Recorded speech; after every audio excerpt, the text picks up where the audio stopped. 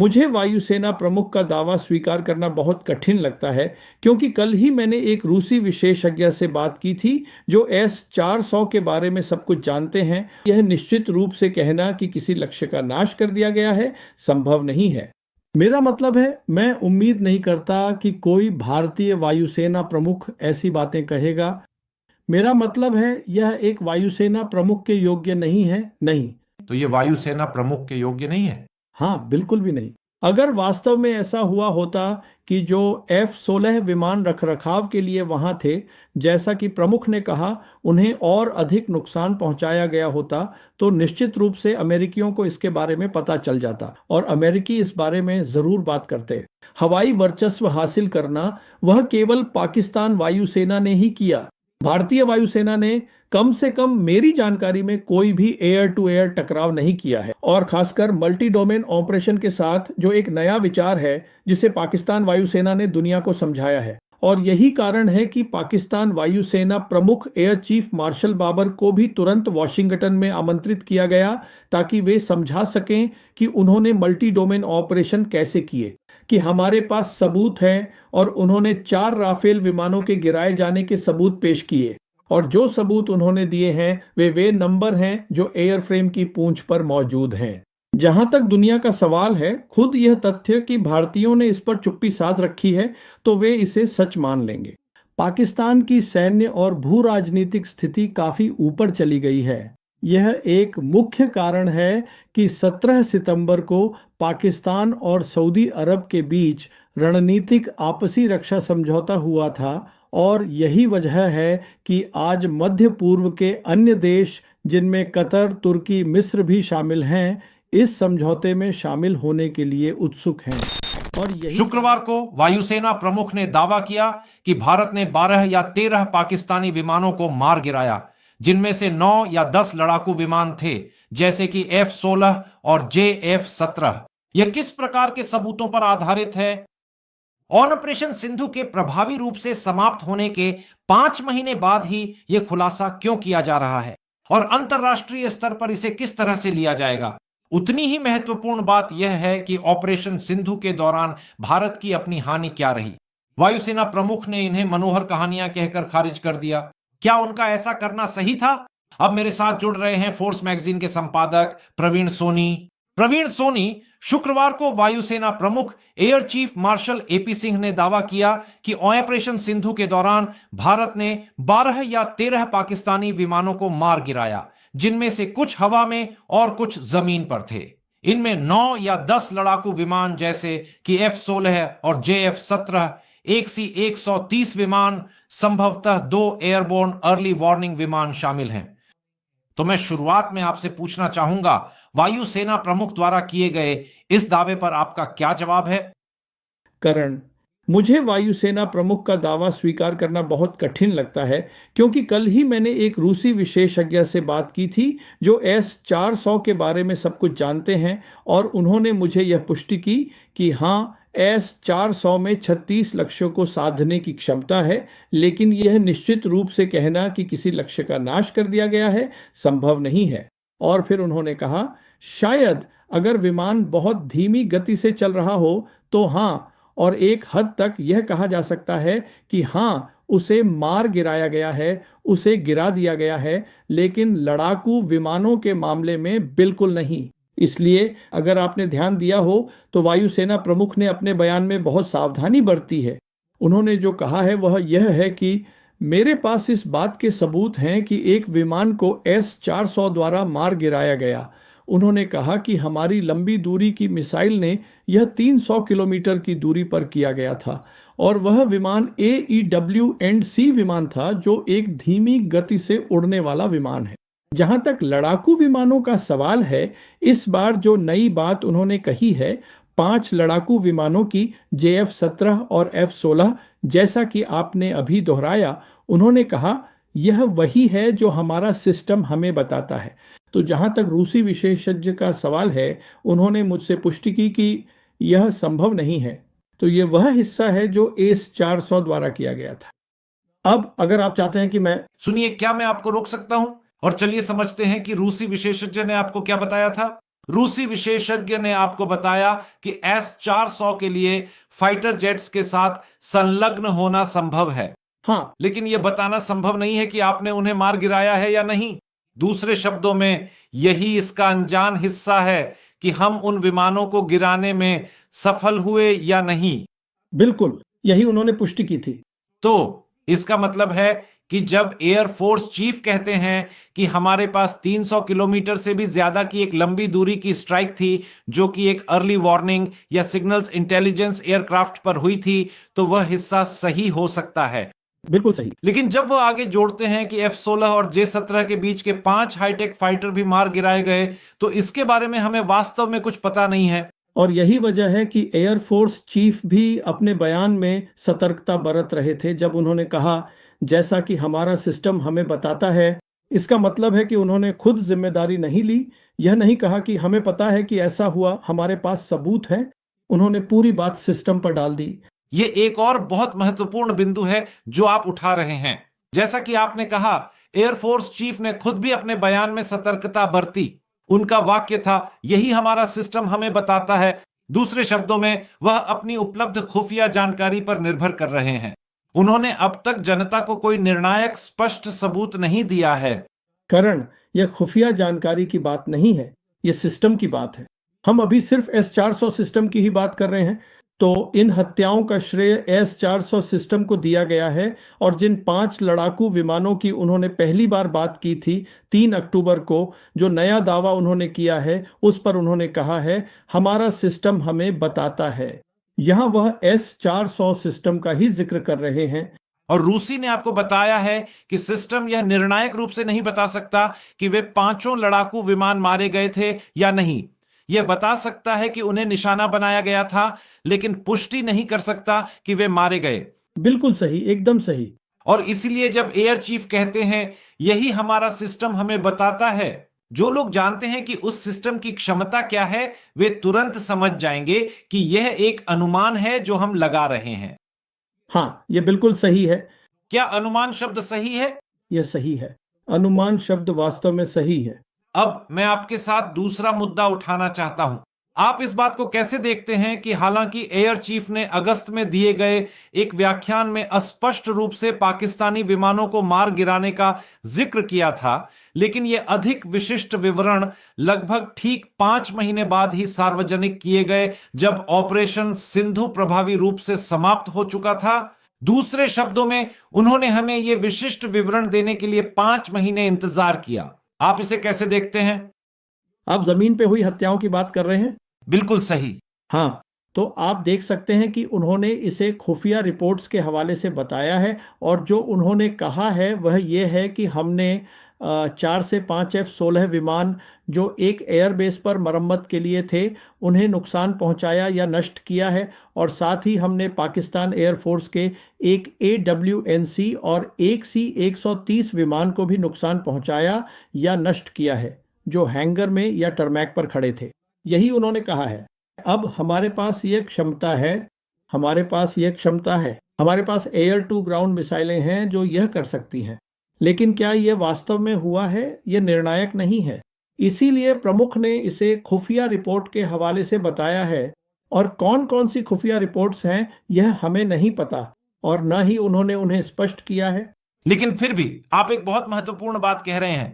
भारत के पास निस्संदेह यह क्षमता है कि वह पाकिस्तानी विमानों को जमीन पर या हैंगर में ही मार गिरा सकता है, लेकिन क्या हमने वास्तव में ऐसा किया, यह हम नहीं जानते। बिल्कुल सही। और मैं इसमें थोड़ा और जोड़ना चाहूँगा। अगर वास्तव में ऐसा हुआ होता कि जो F-16 विमान रखरखाव के लिए वहाँ थे, जैसा कि प्रमुख ने कहा, उन्हें और अधिक नुकसान पहुँचाया गया होता, तो निश्चित रूप से अमेरिकियों को इसके बारे में पता चल जाता। क्योंकि अमेरिका का पाकिस्तान के साथ एंड यूज़र मॉनिटरिंग समझौता है और अमेरिकी इस बारे में ज़रूर बात करते। अब फिर से आप एक और बहुत महत्वपूर्ण बात कह रहे हैं। अमेरिका का पाकिस्तान के साथ एंड यूजर मॉनिटरिंग समझौता है। अगर F-16 विमान हवा में या जमीन पर मार गिराए गए होते, तो अमेरिकियों को इसके बारे में पता चल जाता। ये बिल्कुल सही है। अब तक अमेरिकियों ने इस बारे में एक शब्द भी नहीं कहा है। यह चुप्पी हमें क्या बताती है? खैर, तब मुझे इस पर विश्वास करना बहुत मुश्किल लगता है। मुझे नहीं पता एयरफोर्स चीफ के बयान के बारे में क्या सोचूं, क्योंकि उन्होंने केवल एक ही मार गिराने की जिम्मेदारी ली है, और वह है S-400 300 किलोमीटर की दूरी पर, जिसे, जैसा कि मैंने कहा, रूसी विशेषज्ञ ने पुष्टि की है कि यह जानना संभव है कि वह एक किल था। बाकी सब कुछ या तो उन्होंने सिस्टम्स के हवाले से बताया है या फिर इंटेलिजेंस रिपोर्ट्स के हवाले से बताया है। इसे सिस्टम जो बताता है उसके हवाले से बताया गया है, और जैसा कि रूसी विशेषज्ञ ने बताया, सिस्टम यह नहीं बता सकता कि कोई मार गिराई गई थी या नहीं। इसे इंटेलिजेंस के हवाले से बताया गया है। हमें नहीं पता कि इंटेलिजेंस कितनी अच्छी है, क्योंकि वह हमारे साथ साझा नहीं की गई है। बिल्कुल सही। वायुसेना प्रमुख हमसे यह मानने को कह रहे हैं कि वह सही है, सिर्फ इसलिए क्योंकि वह खुद ऐसा कह रहे हैं। वह इसका कोई स्पष्ट प्रमाण या सबूत नहीं दे रहे हैं। नहीं, वह यह नहीं कह रहे कि हमें उस पर विश्वास करना चाहिए। यह हमारे ऊपर है कि हम उस पर विश्वास करना चाहते हैं या नहीं। वह निश्चित रूप से कह रहे हैं कि वह उन हत्याओं की जिम्मेदारी नहीं ले रहे कि हाँ, भारतीय वायुसेना ने ऐसा किया है। वह ऐसा नहीं कर रहे हैं। अब फोर्स मैगजीन के संपादक के रूप में आपने जो वीडियो बार बार जारी किए हैं, उनमें आपने बार बार यह जोर दिया है कि ऑपरेशन सिंदूर के दौरान पाकिस्तान के प्रदर्शन से दुनिया प्रभावित हुई है। तो आज क्या वायुसेना प्रमुख के दावे उस छवि को भारत के पक्ष में बदलेंगे या उसमें कोई बदलाव लाएंगे? तो देखिए, दुनिया ने इस टकराव, हवाई टकराव में दो चीजें देखी हैं। पहली चीज जो उन्होंने देखी वह थी एयर टू एयर टकराव, जो किसी भी वायुसेना का मुख्य मिशन होता है। हवाई वर्चस्व हासिल करना वह केवल पाकिस्तान वायुसेना ने ही किया। भारतीय वायुसेना ने कम से कम मेरी जानकारी में कोई भी एयर टू एयर टकराव नहीं किया है। यह एक बात। अब एयर टू एयर टकराव करना एक कठिन कार्य है, और खासकर मल्टी डोमेन ऑपरेशन के साथ, जो एक नया विचार है जिसे पाकिस्तान वायुसेना ने दुनिया को समझाया है। तो यह सब विश्वसनीय है, और यही कारण है कि पाकिस्तान वायुसेना प्रमुख एयर चीफ मार्शल बाबर को भी तुरंत वॉशिंगटन में आमंत्रित किया गया, ताकि वे समझा सकें कि उन्होंने मल्टी डोमेन ऑपरेशन कैसे किए। और पीएलएफ प्रमुख पाकिस्तान, या माफ कीजिए, पीएलए एयर फोर्स प्रमुख भी पाकिस्तान के एयर हेडक्वार्टर आए थे, ताकि ये जान सकें कि ये सब कैसे किया गया। ये पहला बिंदु है। दूसरा बिंदु करण बहुत महत्वपूर्ण है, और दूसरा बिंदु यह है कि 16 सितंबर को लेफ्टिनेंट जनरल खालिद किदवई, जो आज पाकिस्तान की नेशनल कमांड अथॉरिटी के वरिष्ठ सलाहकार हैं और पाकिस्तान सेना के एक बहुत सम्मानित जनरल माने जाते हैं, उन्होंने 16 सितंबर को इस्लामाबाद में एक प्रेस कॉन्फ्रेंस में कहा कि हमारे पास सबूत हैं, और उन्होंने 4 राफेल विमानों के गिराए जाने के सबूत पेश किए। और जो सबूत उन्होंने दिए हैं वे नंबर हैं जो एयरफ्रेम की पूंछ पर मौजूद हैं।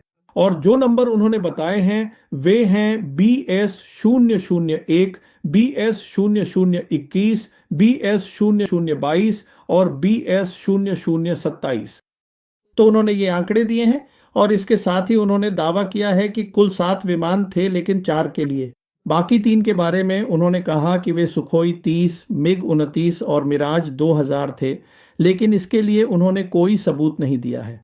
तो ये तथ्य कि यह सबूत दिया गया था, और फिर पाकिस्तान के प्रधानमंत्री ने हाल ही में संयुक्त राष्ट्र में अपने भाषण में इस बात को उठाया, ये कहते हुए कि भारतीय वायुसेना के 7 लड़ाकू विमान, उन्हें मार गिराया गया या पाकिस्तान वायुसेना द्वारा गिरा दिया गया। मुझे लगता है कि भारतीय पक्ष को कम से कम खालिद द्वारा दिए गए सबूतों पर प्रतिक्रिया देनी चाहिए थी, जो भारतीय पक्ष ने नहीं किया। सबसे पहले मैं आपसे यह पूछना चाहता हूं, खालिद द्वारा प्रस्तुत किए गए सबूत कितने मजबूत हैं? मुझे पता है कि आपने अभी अभी उन कथित राफेल विमानों की टेलफिन पर लिखे नंबर बताए हैं जिन्हें मार गिराया गया था, और आपने उन सभी 4 नंबरों को बताया है। वह सबूत कितना मजबूत है? दुनिया उस सबूत पर कैसे प्रतिक्रिया देगी? जहां तक दुनिया का सवाल है, खुद यह तथ्य कि भारतीयों ने इस पर चुप्पी साध रखी है, तो वे इसे सच मान लेंगे। दूसरे शब्दों में, भारत की चुप्पी को यह मान लिया जाएगा कि यह सच है। हाँ, दुनिया इसे इसी तरह देखेगी। यहाँ एक व्यक्ति है जो कह रहा है कि ये 4 राफेल विमानों के नंबर हैं जिन्हें मार गिराया गया, लेकिन भारत ने इस पर कोई प्रतिक्रिया नहीं दी, क्योंकि यह बहुत महत्वपूर्ण बात है। तो वह धारणा जिसे आपने अपने वीडियो में बार बार जोर दिया है कि ऑपरेशन सुंदुल के दौरान पाकिस्तान का प्रदर्शन प्रभावशाली और अच्छा था, वह धारणा बनी रहेगी? क्या वायुसेना प्रमुख ने शुक्रवार को जो कहा उससे यह धारणा बदली नहीं है? नहीं, जैसा कि मैंने कहा, दुनिया ने वायुसेना की हवाई मुकाबलों को देखा है, जो किसी भी वायुसेना का मुख्य मिशन होता है, और उन्होंने पाकिस्तान वायुसेना को यह करते हुए देखा है। दुनिया ने यही समझा है, इसलिए वे अब भी यही समझते हैं। ये बिल्कुल भी नहीं बदला है। अब वायुसेना प्रमुख ने पाकिस्तान के नुकसानों के बारे में जो कहा उसके विपरीत जहां उन्होंने काफी विस्तार से बताया, वहीं उन्होंने यह दावा किया कि पाकिस्तान ने भारतीय विमान गिराए हैं, यह मनोहर कहानियां हैं। उन्होंने पूरी तरह से अनदेखा कर दिया कि लेफ्टिनेंट जनरल खालिद किदवई ने 16 सितंबर को इस्लामाबाद में एक प्रेस कॉन्फ्रेंस में क्या सार्वजनिक किया था। भारत के अपने नुकसानों पर इस चुप्पी को आप कैसे देखते हैं? देखिए, भारतीय वायुसेना प्रमुख भारतीय वायुसेना की सभी गतिविधियों के लिए जिम्मेदार होते हैं। उसी रिपोर्टर ने उनसे एक और सवाल पूछा था, और सवाल यह था कि सीडीएस ने दावा किया था कि नुकसान महत्वपूर्ण नहीं है। उन्होंने यह दावा किया, और उसके बाद हम जानते हैं कि हमारे एक नौसेना सलाहकार ने भी इंडोनेशिया में ऐसा ही दावा किया था। तो दावे किए गए हैं कि कुछ नुकसान हुए हैं, लेकिन वायुसेना प्रमुख ने कहा कि मैं इस पर कुछ नहीं कहना चाहता। आप इस बारे में सीडीएस से पूछ सकते हैं। जहां तक मेरी बात है, ये सब मनगढ़ंत कहानियां हैं, ये सब मनोहर कहानियां हैं। वे इस पर टिप्पणी नहीं करना चाहते थे। सिर्फ इतना ही नहीं, जनरल चौहान जो कि चीफ ऑफ डिफेंस स्टाफ है, उन्होंने सिंगापुर में एक इंटरव्यू में स्वीकार किया कि भारत ने विमान खोए हैं, लेकिन यह बताने से इनकार कर दिया कि कितने, यह कहते हुए कि संख्या महत्वपूर्ण नहीं है। इसके अलावा एयर मार्शल भारती जो एयर ऑपरेशंस के महानिदेशक हैं, उन्होंने भी मई के शुरुआती दिनों में स्वीकार किया कि भारत ने विमान खोए हैं, लेकिन उन्होंने भी यह बताने से इनकार कर दिया कि कितने। तो अब जब एयरफोर्स चीफ कहते हैं कि ये सब मनोहर कहानियां हैं, तो वे खुद एयर मार्शल भारती और जनरल चांद दोनों का विरोध कर रहे हैं। देखिए, जैसा कि मैंने कहा, भारतीय वायुसेना की सभी गतिविधियों के लिए अंतिम जिम्मेदारी वायुसेना प्रमुख की ही होती है। इसलिए उनका किसी भी बात पर टिप्पणी न करना मुझे बहुत अजीब लगता है। मुझे ये बहुत अजीब लगता है। वह भारतीय वायुसेना के लड़ाकू विमानों के नुकसान के बारे में बात करने से पूरी तरह इनकार कर देते हैं, चाहे वे नुकसान हुए हों या नहीं। और यही वह है जिसे वे कल्पनात्मक कहानियां कहते हैं। मुझे बताइए, क्या यह विश्वसनीय है कि एयर फोर्स चीफ भारत के नुकसान के बारे में बात करने से इनकार कर दें, खासकर जब वह कथित पाकिस्तानी नुकसान का विवरण दे रहे हैं? क्या यह विश्वसनीय है कि वह भारतीय नुकसान पर बात न करें? देखिए, यहाँ मुद्दा यह है कि दुनिया इसे किस रूप में देखती है। यह ज्यादा महत्वपूर्ण है कि दुनिया ऑपरेशन सिंदूर के बारे में क्या सोचती है, जिसमें एयर कैंपेन या हवाई हमले सबसे महत्वपूर्ण थे। यह भारत के लिए महत्वपूर्ण है। तो आप कह रहे हैं कि भारत के नुकसान को मनोहर कहानी कहकर खारिज करने से वह दुनिया को यह नहीं समझा पा रहे कि कोई नुकसान हुआ ही नहीं था?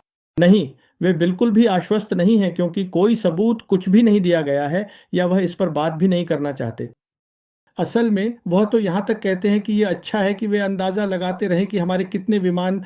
अगर वे सोचते हैं कि 15 विमान गिराए गए, तो अगली बार जब वे लड़ेंगे तो अपनी गणना में 15 कम मानकर तैयारी करेंगे।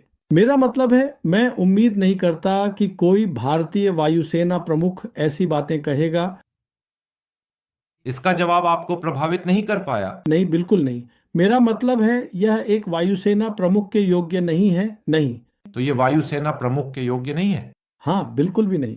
आखिरकार मेरा आखिरी सवाल, इसमें कोई शक नहीं कि पहली बार में वायुसेना प्रमुख घरेलू दर्शकों को संबोधित कर रहे थे, लेकिन इसमें भी कोई शक नहीं कि जो उन्होंने कहा उसे अंतर्राष्ट्रीय स्तर पर भी उठाया जाएगा। यह बात चीन, अमेरिका, रूस, फ्रांस और यूके जैसे महत्वपूर्ण देशों में कैसे ली जाएगी, जो सभी संयुक्त राष्ट्र सुरक्षा परिषद के स्थायी सदस्य हैं? देखिए करण, इसका सबूत हमें पहले ही मिल चुका है। खासकर ऑपरेशन सिंदूर के नतीजों के आधार पर पाकिस्तान की सैन्य और भू राजनीतिक स्थिति काफी ऊपर चली गई है। यह एक मुख्य कारण है कि 17 सितंबर को पाकिस्तान और सऊदी अरब के बीच रणनीतिक आपसी रक्षा समझौता हुआ था, और यही वजह है कि आज मध्य पूर्व के अन्य देश, जिनमें कतर, तुर्की, मिस्र भी शामिल हैं, इस समझौते में शामिल होने के लिए उत्सुक हैं।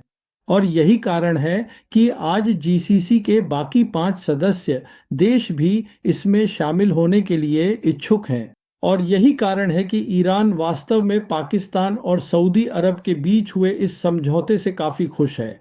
मेरे आकलन में अगर ऑपरेशन सिंदूर नहीं हुआ होता और ऑपरेशन सिंदूर का परिणाम जैसा कि दुनिया ने समझा अलग होता तो पाकिस्तान के हित में यह सब कुछ नहीं हो पाता।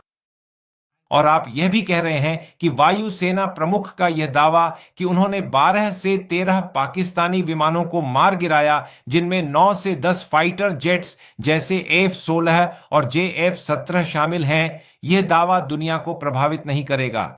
देखिए, अगर वास्तव में सबूत होते तो वायुसेना प्रमुख के रूप में उन्होंने प्रेस कॉन्फ्रेंस की शुरुआत यह कहकर की थी कि मुझे आपको पिछले 1 साल में जो कुछ भी हुआ है वह सब बताना है और सबसे महत्वपूर्ण बात है ऑपरेशन सिंधु।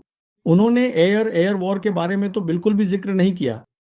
ये तो केवल सवाल जवाब के सत्र में ही सामने आया। तो अगर सबूत होते तो जाहिर है कि पूरी दुनिया वायुसेना प्रमुख से यह सुनने का इंतजार कर रही थी कि एयर वॉर में क्या हुआ। मेरा मतलब है, आप भारत को ही नहीं बल्कि उससे भी ज्यादा पूरी दुनिया को भारतीय वायुसेना की क्षमताओं के बारे में बता रहे हैं। तो ये जरूरी था कि उन्होंने खुद इस बारे में बात की होती, बजाय इसके कि किसी रिपोर्टर के सवाल का इंतजार करते। वायुसेना प्रमुख ने जो कहा उसे समझने और उसका विश्लेषण करने में हमारी मदद करने के लिए आपका बहुत बहुत धन्यवाद। और जैसा कि आपने बताया, मैं दोहरा रहा हूं, मुझे वायुसेना प्रमुख के दावे को स्वीकार करना बहुत कठिन लगता है। यही वह महत्वपूर्ण संदेश है जो आप दर्शकों को दे रहे हैं। अपना ध्यान रखना। ये सही है। धन्यवाद। अपना ध्यान रखना। सुरक्षित रहे। धन्यवाद।